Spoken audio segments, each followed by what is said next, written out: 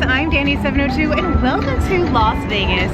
Today we will be exploring the Bellagio Hotel and Casino here in Las Vegas, one of my favorite mega resorts probably of all time. Located in the middle of Las Vegas Boulevard is this beautiful luxury resort, which opened in October of 1998, so about 23 years ago, but this resort still keeps up on modern trends and still remains one of the current and one of the top resorts in town.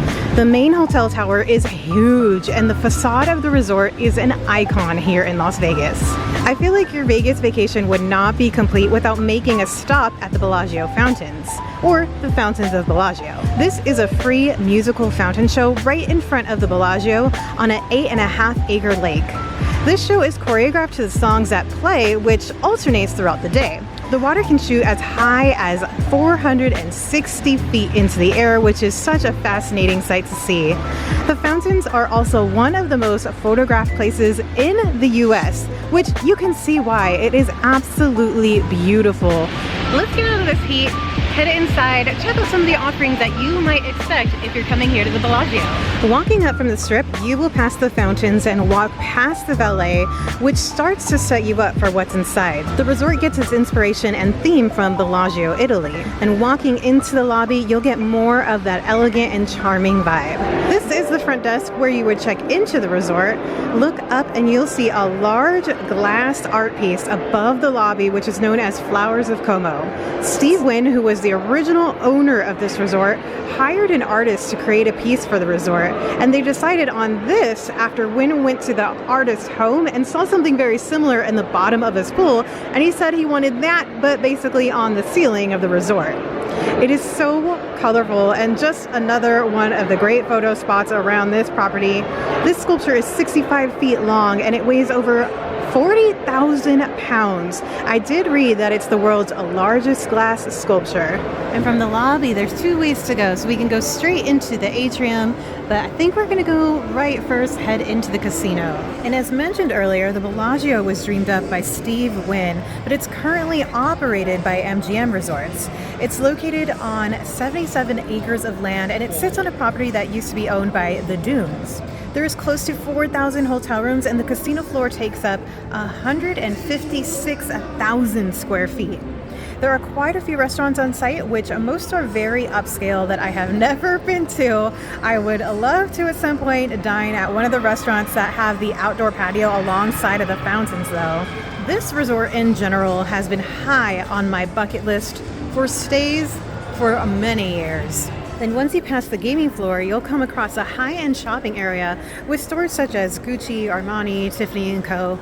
The Bellagio was the first Vegas retail center that focused on luxury brands, which introduced these stores to Vegas for the first time. You'll also find some of the restaurants in this area, and mostly the ones with that amazing view. Here's a quick look over at their sportsbook, which is a pretty decent size. I've seen bigger, I've seen smaller. And their poker room is very, very busy. For entertainment, they have a Cirque show here called O, and they do have a buffet on site. There is also a spa, a salon, and a fitness center, and the pool looks just as relaxing, at least in the photos, as the rest of the resort. On top of the artwork that is all over the resort, there is a fine art gallery, which does have some of Wynn's private collection, and it's also a space for rotating exhibits. So we have been to the Bellagio once before when they had an exhibit of the artist that designed the Infinity Room, and it was really, really cool. Behind me is the entrance for the Cirque du Soleil show and their theater. There is a fine gallery here, but I believe there's also another art gallery and another spot of this resort. Steve Wynn's original idea for this property was completely different. Plans called for a few complexes which would be smaller in size and have a theme park on site. There was also an idea for a man-made lake where you can engage in water sports such as like water skiing. Still made the lake out there, but obviously the idea took a different turn. From what I read, the new concept came from when either the resort's designer or Steve Wynn was vacationing in Bellagio, Italy. But Wynn was really great at theming and just a really big player in the hotel world. He also was the man behind the Mirage and Treasure Island, and then of course the Wynn and Encore. He envisioned the Bellagio a bit different from the Mirage and a TI though. It would be a 5-star resort, a luxury option here in Las Vegas, a romantic and a beautiful resort, and it is definitely up there. It was a first of its kind here in Vegas, though. The level of elegance would inspire other Vegas properties, which in the 1990s, the family in the Disney era was going really strong. And it's kind of funny because that era was also partially inspired by Wynn. It's a cute little shop. It closed, though, just a few minutes ago. I was really hoping to get in there and get some coffee. Looks like it overlooks the pool, too. Right across the way, there is a Cafe Gelato. It says that they have ice cream and coffee in here. Pastries and sandwiches. Here's the good stuff, the gelato. All right, we found a FedEx Office Business Center. And then let's take a turn. Lots of different sort of boardrooms, meeting spaces. Oh yeah, and I didn't get a coffee because that was crazy expensive. It was like $6 for just a plain cup of coffee. I found the wedding chapel. This must be a beautiful place to get married. And then even more ballrooms, meeting spaces. I've seen something that says Grand Patio. So they do have 2 towers here at the Bellagio. This is the main tower, the iconic tower. And then over to the right, they have a very smaller tower. And this one's considered their spa tower. So this one was built after the main tower, which added about another 1,000 rooms to the resort. Right over here is where their pool area is. It is not a huge pool, but I feel like the pool over here is just very, very relaxing. It's a very beautiful spot.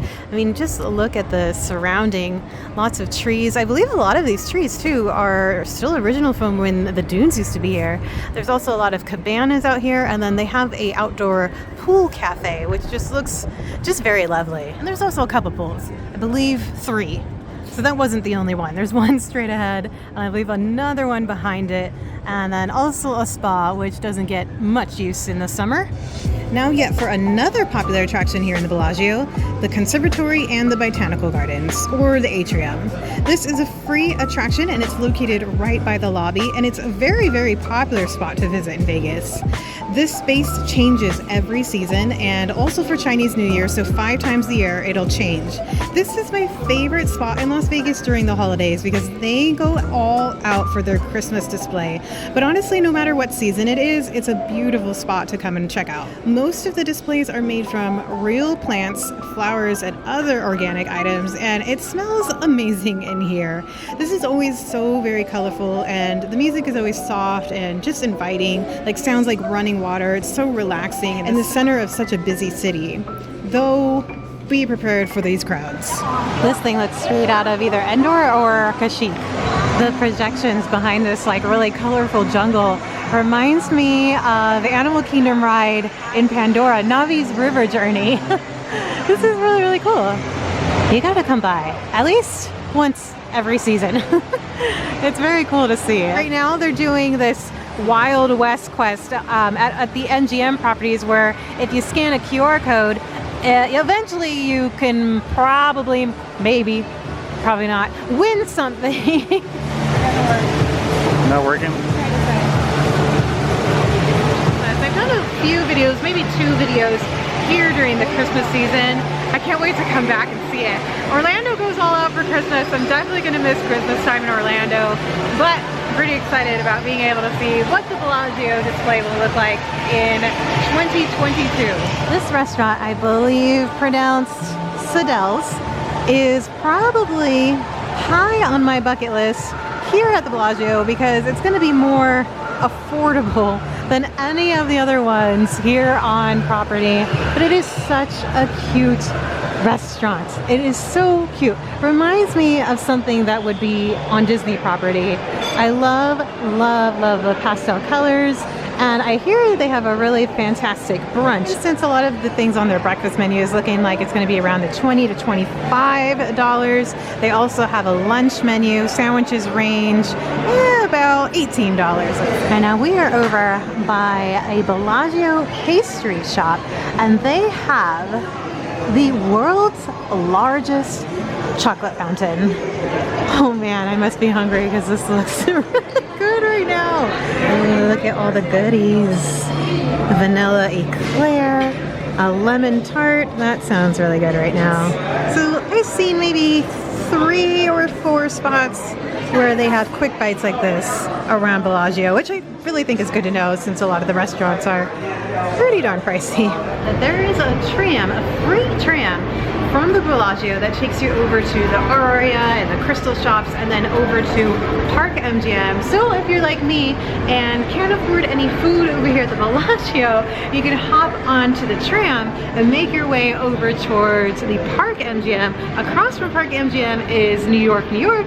So you have access to quite a few things in a somewhat easy fashion. This one here, the Aria Express, will take you from the Bellagio to Aria and then to Park MGM. And then there's another tram that takes you from the Excalibur to the Luxor to Mandalay Bay, which are all MGM resorts. Alright guys, thanks so much for joining me on exploring this beautiful resort. Please subscribe for more adventures here in Las Vegas and the surrounding areas. I will leave links to my Patreon and Buy Me a Coffee in the links below, and we'll see you in the next one. Peace!